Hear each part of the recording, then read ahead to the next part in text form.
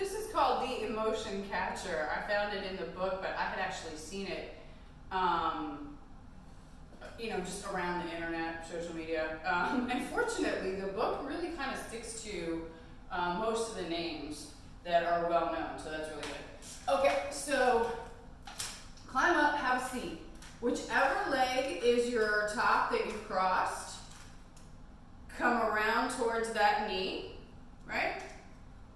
Take your hand that's also that same side of the knee, put it up on the top of the pole in a cup grip. Come around and duck through. So you take your hand, duck through, keeping your knee bent, bend your other knee, bend your knee around the pole, and then grab your other leg like so. This is the emotion catcher.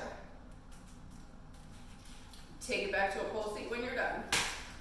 All right, other side. Again, climb it up. Your knee is going to determine which way you're going. Top hand is the same as the bent knee. Bring it around and through.